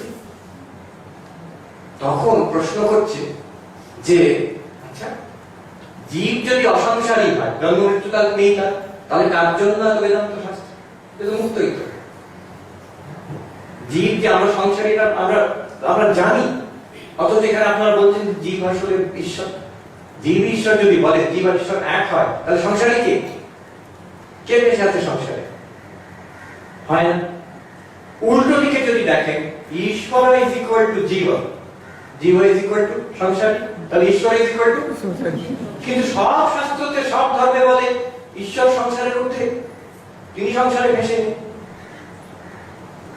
দুদিক থেকে দেখলেই মুশকিল, হয় কোনো সংসারই নেই, কিংবা ঈশ্বর সংসারে ভেসে গেলে, তাহলে ওরকম ঈশ্বরের উপাসনা করে লাভ কি, যে আমাদের মতনই সংসারে ভেসে আছে। আর জীব যদি অসংসারী হয়, অসুবিধে কি হবে? অসুবিধে এই হবে, এই যে উপনিষদ, এই যে গীতা, এত বেদান্ত শাস্ত্র বলছেন শাস্ত্র অনর্থক্য প্রসঙ্গ। শাস্ত্র কার জন্য থাকে? তুমি তো মুক্ত, তুমি তো অসংসারী, তুমি তো ভগবান, তাহলে এত বেদান্ত শাস্ত্র, এত অদ্বৈত দর্শন বসে ক্লাস করার কি দরকার? এই প্রশ্নের কি জবাব দেওয়া হবে? তিনটে প্রশ্ন। হয় ঈশ্বর সংসারী হয়ে পড়লে মুশকিল, না হলে উল্টো জীব অসংসারী হয়ে পড়লে তাও মুশকিল, আর বেদান্ত শাস্ত্রই নিরর্থক হয়ে গেল। বেদান্ত শাস্ত্র কারণ যে কোনো ধর্মই নিরর্থক হয়ে গেল যদি মুক্তই হয়। এই তিনটে অবজেকশনের জবাব আদি শঙ্করাচার্য একটা ছোট্ট কথা, তিনটি শব্দ আছে দিচ্ছে, তারপরে ব্যাখ্যা, বিস্তৃত ব্যাখ্যা করছে। কথাটা খুব সুন্দর। উনি বলছেন, কথাটা বলে ব্যাখ্যা করছে। উনি বলছেন না না, তোমরা যেটা বলছো নয়, কোনো অসুবিধা নেই। কেন? জ্ঞান অজ্ঞানয়োঃ অন্যত্বেন উপপত্তেঃ। জ্ঞান অজ্ঞানয়োঃ, জ্ঞান এবং অজ্ঞান দুটি আলাদা বিভাগ, দুটি আলাদা ক্লাসিফিকেশন। এই দুটো যে আলাদা বুঝতে পারলে উপপত্তি মানে রিজনেবল, সবটাই রিজনেবল হয়ে যাবে, সবটা সামঞ্জস্য হয়ে যাবে। কেমন?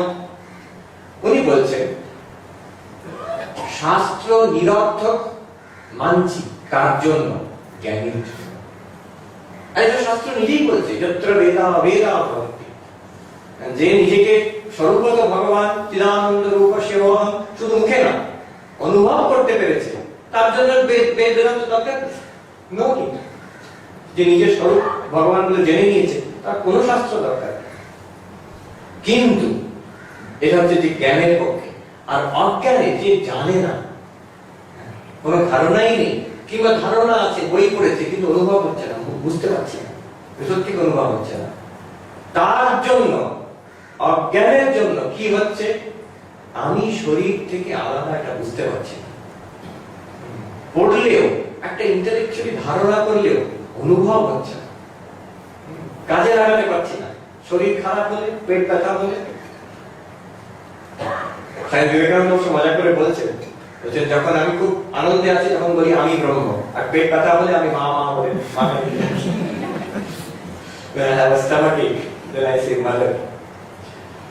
কিন্তু আমি বুঝতে পারছি না, এটা অজ্ঞানের জন্য। অজ্ঞানের জন্য আমি নিজেকে শরীর ভাবছি।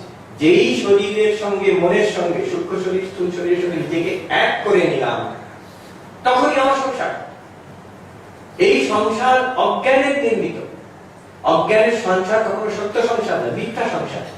কিন্তু ব্যাপারটা হলো, যার অজ্ঞান আছে তার মিথ্যা সংসার বটে, কিন্তু সে এর মধ্যে তার কিন্তু মিথ্যা বলে মনে হচ্ছে না, তার সত্য বলেই মনে হচ্ছে। যখন আমরা স্বপ্ন দেখি, স্বপ্নকে কেউ স্বপ্ন বলে না। বেদান্তে সবসময় বলে দড়িটাকে ভুল করে সাপ ভাবছে, এটা রজ্জু, এটা সর্প না। কিন্তু যে ভুল করে সাপ ভাবছে, সেই মুহূর্তে সে কখনো ভাবে না ও এটা আমি ভুল করে সাপ ভাবছি, ভাবে না, সে ভাবছে এটা সাপ। ঠিক তেমনই আমরা এই যে এখন ভেসে আছি, এটা আমরা বেদান্ত পড়ি আর না পড়ি, আমাদের কাছে এটা একটা ঘোর সত্য মনে হচ্ছে, দৃঢ় সত্য এটাকে মনে হচ্ছে। অতএব অজ্ঞানীর কাছে সংসারটা সত্য বলেই মনে হচ্ছে, কিন্তু যেহেতু এই সংসার অজ্ঞানের জন্য, অজ্ঞান কিসে যাবে? জ্ঞানে যাবে। যে কোনো অজ্ঞান, আমি যদি ফিজিক্স না জানি, আমার ফিজিক্সের বিষয়ে অজ্ঞান আছে, সেটা কি করে যাবে? ফিজিক্সের বিষয়ে জ্ঞান হলে যাবে, ফিজিক্সের বই পড়বো, ফিজিক্সের ক্লাস করবো, ফিজিক্সের জ্ঞান হলে যাবে। ঠিক তেমনি আমি যে অসংসারী আত্মা, আমি যে ক্ষেত্রজ্ঞ ঈশ্বরের সঙ্গে এক, এটা যদি আমার অনুভব না হয়, আমি অজ্ঞানে ভেসে আছি, এর থেকে বেরোবার উপায় কি? জ্ঞান। আর এই জ্ঞান শাস্ত্রই দেয়। গীতার থেকে আমরা জানতে পারছি, উপনিষদ থেকে জানতে পারছি, মহাপুরুষের কাছ থেকে জানতে পারছি। অতএব শাস্ত্র নিরর্থক নয়, অজ্ঞানীর পক্ষে শাস্ত্র সার্থক। দেখুন, বলছেন যে জ্ঞান অজ্ঞানের বিভাগ। কি করে জবাব হলো প্রশ্নের? জ্ঞানীর কাছে ঠিক কথা, জীব সংসারী নয়, আমি তো আত্মাই, আমি অসংসারী আত্মা। কিন্তু অজ্ঞানীর কাছে, অজ্ঞানের জন্য অসংসারী আত্মা বলে বুঝতে পারছি না, আমি জীব, সংসারগ্রস্ত জীব। অদ্বৈতবাদী বলতে আপনি মেনে নিচ্ছেন সংসারটা সত্য? মানছি না, যেহেতু এটা অজ্ঞানের জন্য হচ্ছে। অজ্ঞানের জন্য যেটা হয় সেটা সত্যিকারের হয় না। দড়ির অজ্ঞানের জন্য যে সাপ দেখা যায়, সেটা সত্যিকারের সাপ না। দড়িটা কি কখনো সত্যি সত্যি সাপ হয়ে যায়? না। জ্ঞান যখন হবে, তখন বুঝতে পারবো আমি আর ভগবান সত্যি সত্যি এক, আগেও ছিল, কিন্তু তখন বুঝতে পারিনি। এই যে না বোঝা, এটার জন্য আমি নিজেকে সংসারী ভাবছি। অতএব কোন একটা কন্ট্রাডিকশন মনে হচ্ছিল। এই যে প্রশ্ন তিনটে তুলেছিল, হয় জীব অসংসারী হয়ে গেল, শাস্ত্র নিরর্থক হয়ে গেল, নাহলে উল্টোটা মানতে হবে, ভগবান জীবের সঙ্গে এক হয়ে গেলে ভগবান সংসারী হয়ে যাচ্ছে। না, জীবের সংসার মায়ার সংসার, মায়ার সংসার অজ্ঞানের জন্য হচ্ছে। আরো আরেকটা একটু বিচার করে এবার come back to something more practical. এই কোনো শেষ নেই, আর একটু ছোট স্যাম্পল দিলাম, আরেকটু ছোট স্যাম্পল দিচ্ছি। এইটা বলার পরে যিনি পূর্বপক্ষ, তিনি বলছেন আচ্ছা বুঝলাম, মানলাম অজ্ঞানের জন্য হচ্ছে, আমাদের অজ্ঞান আছে, অজ্ঞানের জন্য হচ্ছে যে আমি ভাবছি যে সংসার আছে আমার। জ্ঞান হলে বুঝতে পারবো সংসার ছিল না, আমি হচ্ছি সচ্চিদানন্দ ব্রহ্ম। ঠিক আছে, কিন্তু এটা অজ্ঞানের জন্য হচ্ছে তো? অদ্বৈতবাদী গোবাচারা বলছে হ্যাঁ অজ্ঞানের জন্য হচ্ছে, ব্যাস ধরা পড়ে গেল। তাহলে দ্বৈতবাদী বলছেন তাহলে আপনি স্বীকার করছেন জীবের অজ্ঞান আছে। যদি অজ্ঞান থাকে, সেই আত্মারই যদি অজ্ঞান থাকে, তাহলে সেই আত্মার শুদ্ধ আত্মা ভগবান কি করে হবে? সে তো জীব হয়ে গেল। অবজেকশনটা বুঝতে পারছেন? যদি শেষ পর্যন্ত আমরা কি বলছি যে অজ্ঞানের জন্যই সবকিছু হচ্ছে, তাহলে মানছি যে অজ্ঞান আছে। যদি সেই সাক্ষী ক্ষেত্রজ্ঞ আত্মার অজ্ঞান থাকে, সত্যি অজ্ঞান থাকে, তাহলে তো সে তো জীব, সে তো সংসারী। ভগবানের কি অজ্ঞান থাকে? তাহলে সে আর ভগবান এক কি করে হলো? ক্ষেত্রজ্ঞ আপনি মহামূর্তি। অজ্ঞান যদি থাকে আত্মা, তার জবাবে শঙ্করাচার্য কি বলছেন? I will not try your patience too much. কিন্তু I'll tell you in brief কি বলছেন শঙ্করাচার্য। উনি বলছেন না, এটা আরেকটু ভালো করে বিচার করতে হবে। চারটি কারণ দিচ্ছেন ওখানে, যে জীবের অজ্ঞান বলছি অথচ জীবের অজ্ঞান নেই।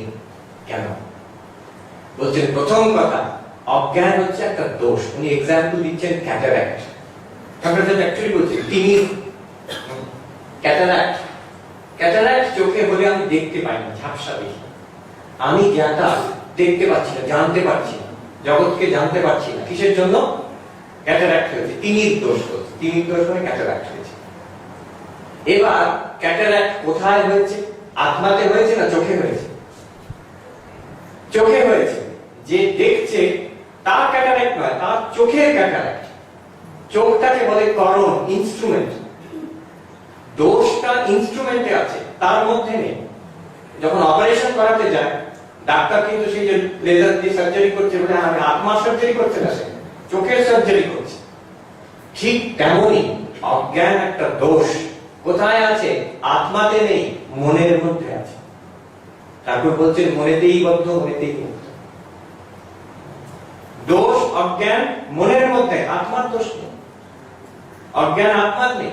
অতএব ক্ষেত্রজ্ঞম চাপি মাম বিদ্ধি সর্বক্ষেত্রেষু ভারত, সেই ক্ষেত্রজ্ঞ আত্মা ভগবানের সঙ্গে এক, ঠিক কথা, এখনই এক। কিন্তু মনের মধ্যে অজ্ঞান আছে, মন জানে না। অতএব চিকিৎসা কার করতে হবে? আত্মার না, মনে। তাই জন্য বেদান্ত ক্লাসে আপনি আসুন আর না আসুন, মনকে আনতে হবে। আপনি যদি এখানে এসে বসেন, মন নেই ক্লাসে, তাহলে হবে না। এই হচ্ছে যা বোঝানো হচ্ছে, এটা কিন্তু মনকে বোঝানো হচ্ছে, আপনার বোঝানোর দরকার নেই। অতএব দোষটা মনের মধ্যে, যেমন তিনি দোষ চোখের মধ্যে, এটা একটা। দ্বিতীয় কারণ, এই আমার যেটা বলেছিলাম দৃশ্য, এটা খুব সূক্ষ্ম আর্গুমেন্ট। আমি বলছি দৃশ্য আর দ্রষ্টা আলাদা তো। শঙ্করাচার্য বলছেন যে এই অজ্ঞান, আমি জানি না, এটাই তো অজ্ঞান। এই যে জানি না, এই জিনিসটাকে আমি বুঝতে পারছি কিনা। অতএব এই যে আমার যে অজ্ঞানটা, এটাও আমার দৃশ্য, অজ্ঞানটাকেও আমি জানছি। অতএব দ্রষ্টার দৃশ্য আলাদা, আত্মা অজ্ঞানের থেকে আলাদা। এটা একটা পয়েন্ট। আরো পয়েন্ট আছে, যেমন উনি বলছেন অনিত্য। ব্রহ্মজ্ঞান হলে অজ্ঞান চলে যায়। আত্মা যদি সত্যি সত্যি স্বরূপ থাকতো, অজ্ঞান কখনো যেত না। তার মানে এটা অজ্ঞান এসেছে আর চলে গেছে। অতএব সেটা আত্মার গুণ নয়, কিংবা আত্মার স্বরূপ নয়, সেটা অজ্ঞানটা। আর তৃতীয়, চতুর্থ, লাস্ট বলছেন অসঙ্গত্বাৎ। আত্মা সর্বব্যাপী, ব্রহ্ম ভগবান সর্বব্যাপী, একমাত্র তিনি আছেন, একমেব দ্বিতীয়। বলছেন সংযোগ বিয়োগ অসম্ভব, কোন দ্বিতীয় বস্তুই নেই যার সঙ্গে সংযোগ হতে পারে, বিয়োগ হতে পারে। তো অজ্ঞান বলে কোন একটা বস্তু নেই যার সঙ্গে আত্মার সংযোগ হচ্ছে, আবার জ্ঞান হলে তার সঙ্গে বিয়োগ হয়ে যাচ্ছে, এরকম হতে পারে না। তো এই চারটে কারণের জন্য দোষত্বাৎ, যেহেতু দোষ ওটা কারণে আছে, মনের মধ্যে, আত্মাতে নেই। দ্বিতীয় বলছে দৃশ্যত্বাৎ, আমি আত্মা দ্রষ্টা, দৃশ্য থেকে আলাদা, অজ্ঞান আলাদা আমার থেকে। অনিত্যত্বাৎ, অজ্ঞান একদিন চলে যাবে, জ্ঞান হলে অজ্ঞান চলে যায়, যেটা চলে যায় সেটা আমার আসল স্বরূপ হতে পারে না। আর চতুর্থ বলছেন অসঙ্গত্বাৎ, আত্মা অসঙ্গ, আত্মা আত্মার সঙ্গে কোনো জিনিসের নেই। আচ্ছা, এর কথা আজ আমরা, এটা তাও only 5% হলো, আর 95% বিচার পাশে বাকি আছে। অদ্ভুত অদ্ভুত কথা আছে, কখন কখনো বলতে ভয় লাগে। আমি শুনেছি একবার বেলুর মধ্যে ট্রেনিং সেন্টারে কালিদা মহারাজ এসেছেন জামশেদপুর থেকে, মায়ের শিষ্য ছিলেন। তিনি এসে জিজ্ঞেস করছেন, আচ্ছা ছেলেদের কি পড়ানো হয় এখানে বেলুর মধ্যে ট্রেনিং সেন্টারে? বলা আছে এই পড়ানো, তার মধ্যে কেউ মান্ডুক্য উপনিষদ বলছে, মান্ডুক্য কালিকা বলতে কালিদা মহারাজ বলছে, আদিনাথ বলছেন যে তাই নাকি, ওরে বাবা পড়িও না, সব নাস্তিক হয়ে যাবে। এটা ভুল বুঝতে নেই, ভুল বুঝলে এটা ব্যাড এফেক্ট। তবে অবশ্য তেমন ভাবে যে ধরতে পারে তার জন্য এফেক্ট হতে পারে, যে ধরতে পারে না তার আস্তিক হওয়ার চান্স নেই, নাস্তিক হওয়ার চান্স নেই, কাজেই কোনো অসুবিধা নেই। আচ্ছা, let us come back to something practical.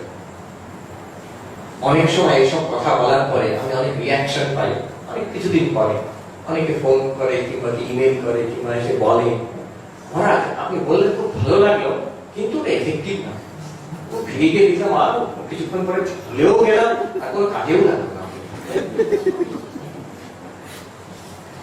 বুঝতে পেরেছি, সব বুঝতে পেরেছি, কিন্তু কোনো লাভ হচ্ছে না।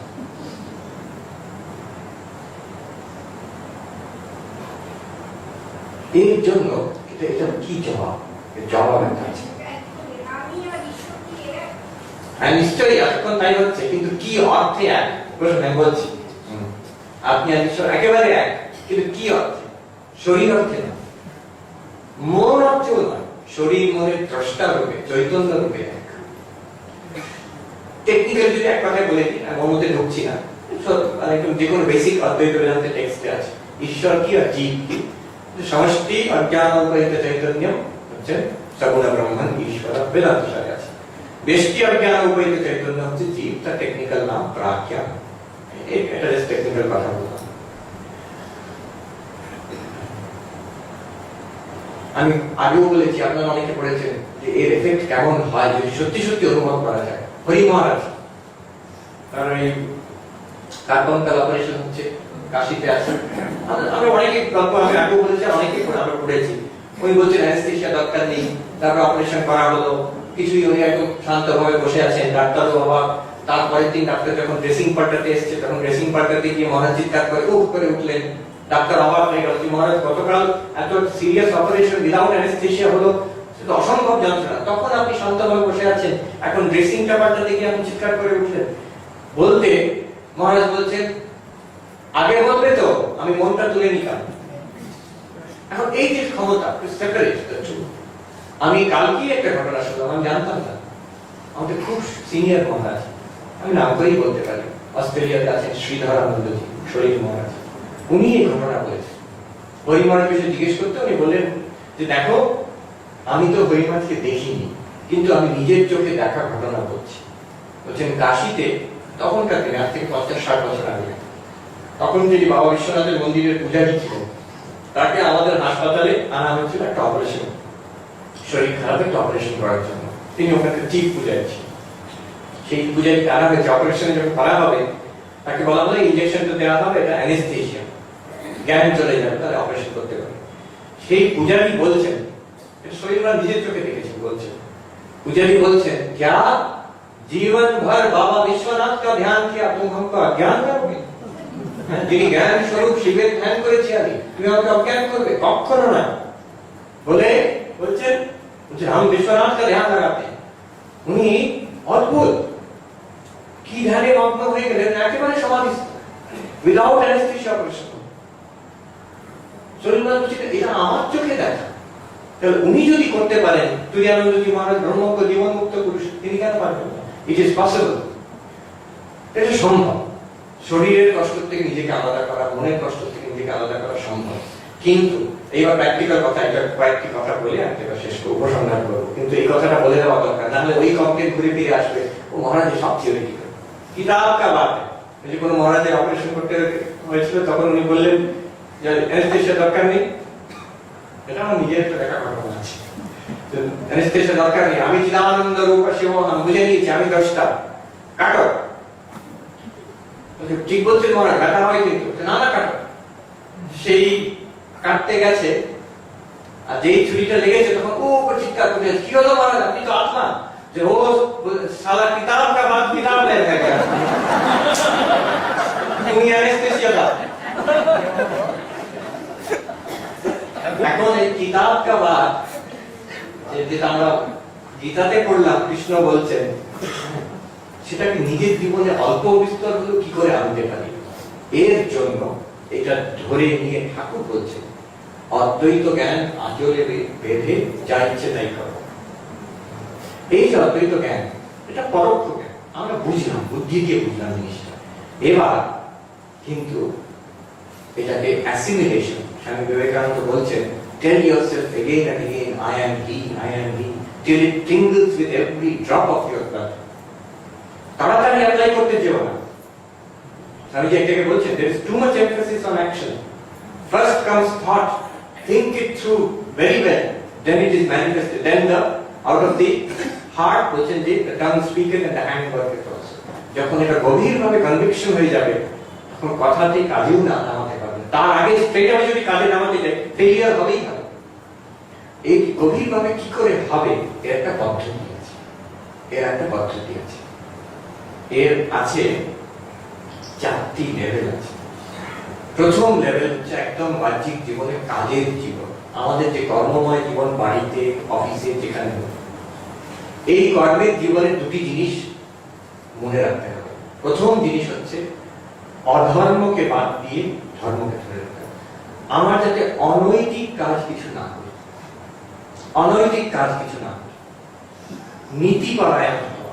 Morality is the basis of spirituality. Spirituality without morality is not possible. Morality is a foundation. আমার জীবন যাতে it must have a moral foundation. ওই কেউ ধ্যান শিখতে গেছে মহাত্মার কাছে, মহাত্মাজি हमको ধ্যান শিখাইয়ে, তো সেই সাধুরা কি বলবে, আছে ঠিক আছে, আগে তুমি সত্য কথা বলবে, তারপরে অহিংসা পালন করবে, ব্রহ্মচর্য পালন করবে, যম নিয়ম, এগুলো অষ্টাঙ্গ যোগের প্রথম নিয়ম, তারপরে আসো। এটা বলতে লোককে পছন্দ হয়নি, সে কি বিজনেসম্যান, ও সব কথা হয়, ও তো আমরা সব স্কুলেই পড়ি, সত্য কথা বলিব, ঠিক আছে, आप हमको आसन प्राणायाम ध्यान सिखाइए, আমাকে কি করে বসতে হবে, কি করে নিঃশ্বাস করতে হবে, কি করে মেডিটেশন করতে হবে, এইগুলো শেখান। তখন সেই সাধুটি বলছে, आप अष्टांग योग सीखेंगे या विकलांग योग सीखेंगे? अष्टांग योगे प्रथम দুটো অঙ্গ হচ্ছে ইয়ামা আর নিয়ম, ডিসিপ্লিন, মরালিটি এন্ড ডিসিপ্লিন। তারপরে আসন, তারপরে প্রাণায়াম, তারপরে প্রত্যাহার, ধারণা, ধ্যান, সমাধি। ধ্যান হচ্ছে 7th স্টেপ, মেডিটেশন বলছেন 7th স্টেপ, লাস্ট স্টেপ হচ্ছে সমাধি। তার আগে হচ্ছে মরালিটি, তারপরে ডিসিপ্লিন, তারপরে কি আসন। সেই সাধুটি বলছে, आप ब्लैक मनी पर आसन बिछाओगे, ध्यान होगा? ব্ল্যাক মানি লিখে তার উপরে আসন রেখে প্রস্তাব দেয়, হবে না, কখনো হবে না। আইটি রেট কখন হবে, ইনকাম ট্যাক্স ডিপার্টমেন্ট সেই চিন্তাতেই মগ্ন থাকে। সো কর্মময় জীবনে ফার্স্ট মোরালিটি, সেকেন্ড অ্যাসপেক্ট ওই কর্মময় জীবনে ফার্স্ট স্টেজ এটা হচ্ছে আনসেলফিশনেস। যতটা আনসেলফিশনেস, নিঃস্বার্থতা, যতটা আমার এই সীমিত শরীর মনের জন্য নয়, যতটা অন্যদের জন্য করছি, ততটা আমার মন শান্ত হবে। I'll be ready for higher spiritual practices. তো নিঃস্বার্থ ভাবে করা, সবটা যদি নিঃস্বার্থ না পাই, কিছুটা নিঃস্বার্থ, দিনের মধ্যে কিছুটা একটা নিঃস্বার্থ হবে। একটা মজা করে বললো যে যারা একজন সিনিয়র সাধু আমাদের বলছেন, আমরা তখন নতুন এসেছি, তোরা তো বুঝবি না সংসারী মানুষের কি কষ্ট, যারা বিয়ে করে ঘর সংসার করছে, প্রাথমিকভাবে সেটা কর্মভোগ, পরবর্তীকালে কর্মযোগী হয়ে যায়। তো সেটা শেষ পর্যন্ত ইট মাস্ট বি, একটা ম্যাচুরিটি এলে তখন নিঃস্বার্থ ভাব এসেই যায়। অনেক সময় সংসারেই ঢোকে, নিজের শরীর মন ছেড়ে দিয়ে ছেলে মেয়েদের জন্য করে, এটা একটা এক্সপ্যানশন হলো, সেটা আরেকটু এক্সপ্যান্ড করা বিয়ন্ড দ্য ফ্যামিলি, কমিউনিটির জন্য, দেশের জন্য, গরিবের জন্য যা দরকার। নিঃস্বার্থ। ঠাকুর এক কথায় বলছেন, আমার ভাগ্নে, আমার অমুক, এটা হচ্ছে মায়া, আর সবাই আমার গোপাল, এটা দয়া। এই যে নিঃস্বার্থতা, সেকেন্ড, এটাই দুটোই কিন্তু first step at the level of our activities. আচ্ছা, বাইরের অ্যাক্টিভিটি তো নীতি পরায়ণ এবং যতটা পারি নিঃস্বার্থ হলো। এবার ভেতরে দেখি আমার চিন্তা ভাবনা।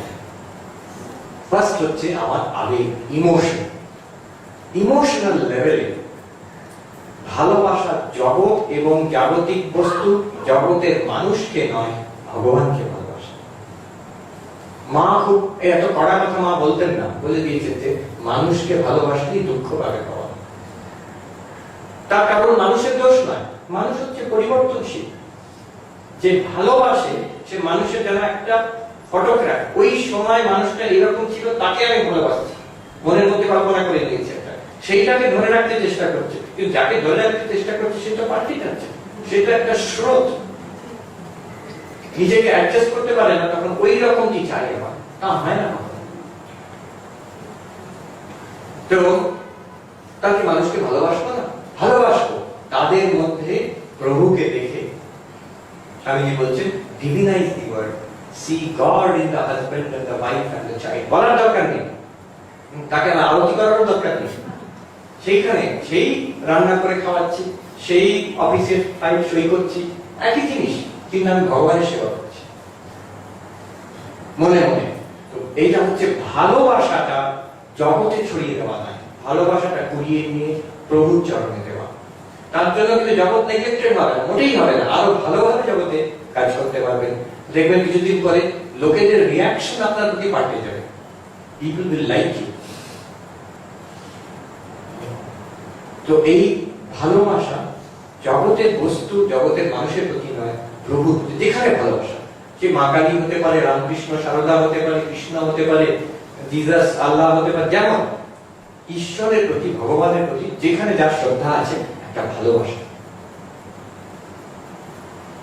চিন্তা ভাবনা, ভগবানকে নিয়ে চিন্তা ভাবনা, জগৎকে নিয়ে না।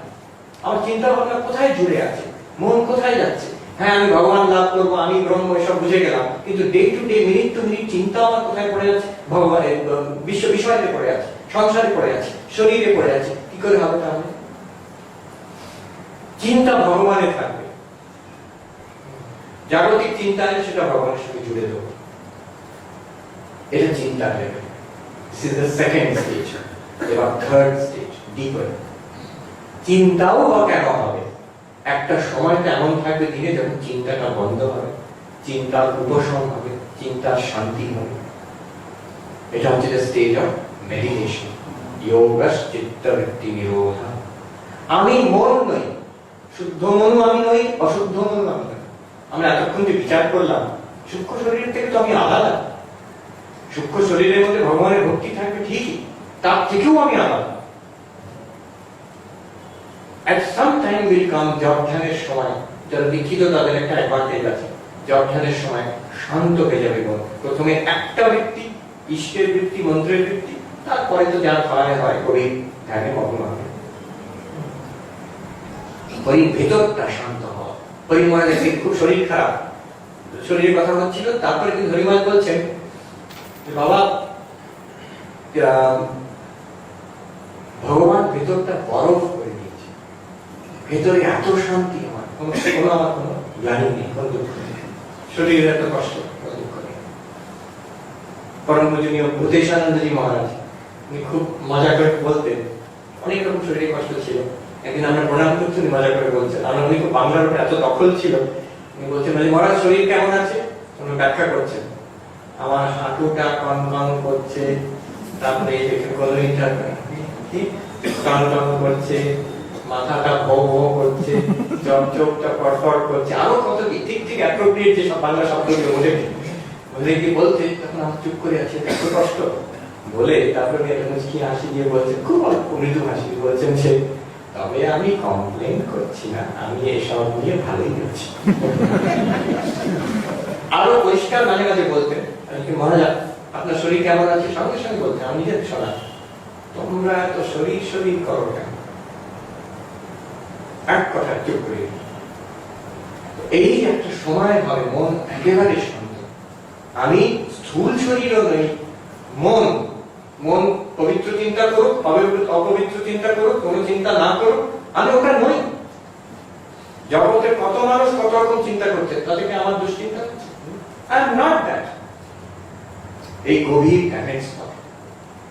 আর লাস্ট চতুর্থ স্টেজ, ডিপেস্ট স্টেজ হচ্ছে আজকে যা আমরা আলোচনা করব, আমি কে? আমি এই জগতের কোন বস্তু নই, এই শরীর নই, এই মন নই, কোনটার সঙ্গে আমার কানেকশন নেই। এটা অদ্ভুত ব্যাপার। আমরা ভাবি জগৎটা আমার কি করে ছেড়ে যাবে, এই শরীরটা আমি কি করে ছেড়ে যাব। একটা ভেবে দেখুন, জগতের গ্রেটেস্ট অ্যাটাচমেন্ট, সংসারের সবচেয়ে deepest attachment, strongest attachment, unshakeable attachment ভেবে দেখুন হচ্ছে মা শিশুর প্রতি, বেবির প্রতি হচ্ছে মা, ছোট বাচ্চা, তার প্রতি মার যে attachment it's the strongest in the whole world. সেই অ্যাটাচমেন্ট কোনো অ্যাটাচমেন্ট নেই, আমি এখন প্রমাণ দিচ্ছি আপনাকে। যখন সেই মা ক্লান্ত হয়ে গভীর নিদ্রাতে চলে যায়, জগৎকে তো ভুলে যায়, নিজেকে ভুলে যায়, তার যে প্রাণের থেকে প্রিয় শিশু তাকেও ভুলে যায়, আসলে কোনো কষ্টতে নয়, বরং ক্লান্তিতে আনন্দতে শুয়ে পড়ে।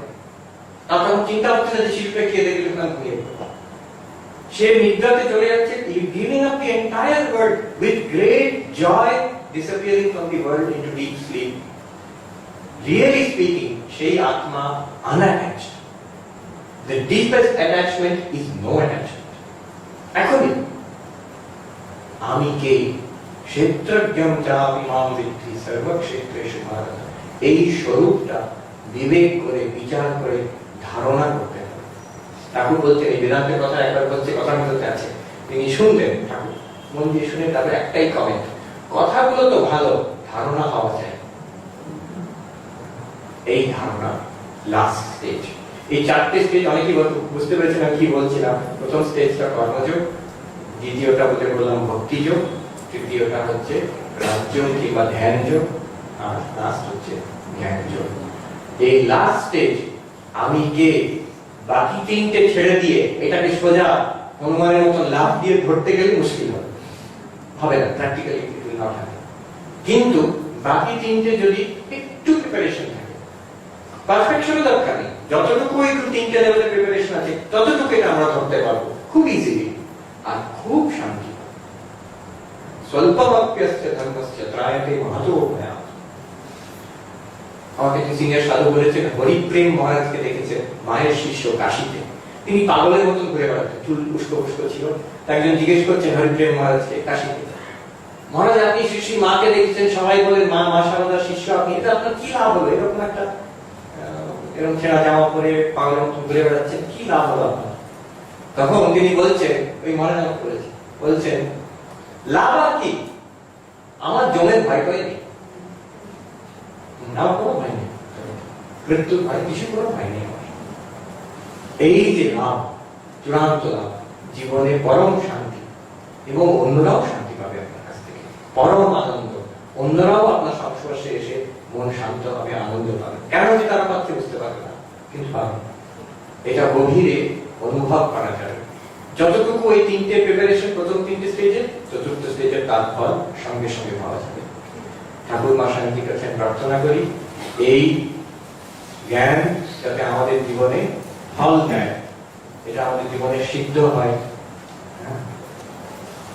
রবীন্দ্রনাথের সেই গান মনে করছে অপূর্ব, এবার যদি দেখা না পাই তো এবার এই জীবনে, সে কত মর্মান্তরে গান গাইছে, যে মনে যেন হয় এরপরের জন্মে যাতে শয়নে স্বপনে কষ্ট থাকে, যাতে আমি সব করা হলো কিন্তু তোমাকে পাইনি তো, আমি ঘর কত সাজিয়েছি আনন্দতে কিন্তু তোমাকে ঘরে আনতে পারি, এটা যাতে মনে থাকে।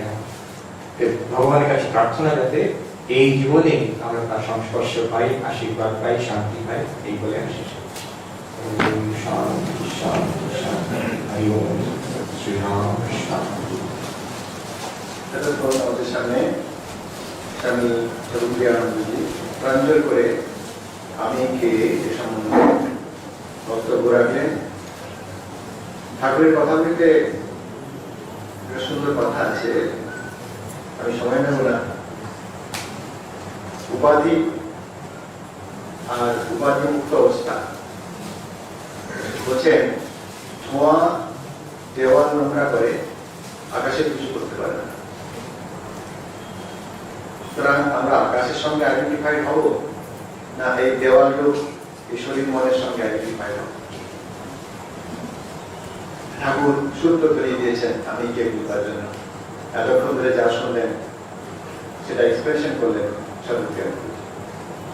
নমস্কার। উনি প্রণাম দেবেন, আপনি হাত জোড় করে সবাই প্রণাম দিন।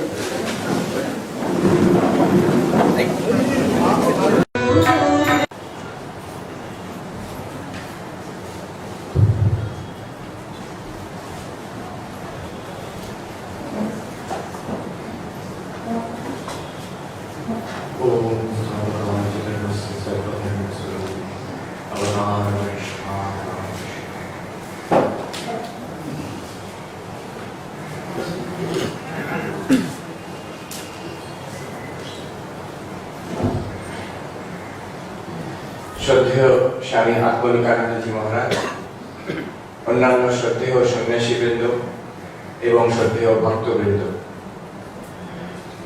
আজকের বিষয় যেমন মহারাজ বললেন আমি কে। অদ্বৈত আশ্রম এমনিতেই আসতে আনন্দ লাগে, কিন্তু আরো বিশেষ আনন্দ লাগে যে খুব বেছে বেছে যে সাবজেক্ট গুলি আমাকে বিভু মহারাজ দেন, তার জন্য আরো বেশি আনন্দ লাগে। আজকের এই যে সাবজেক্ট আমি কে, এটা আমার খুব পছন্দের বিষয়, কাজে বলতে এই নিয়ে চিন্তা করতে এবং বলতে আনন্দই লাগে। তো প্রথম যখন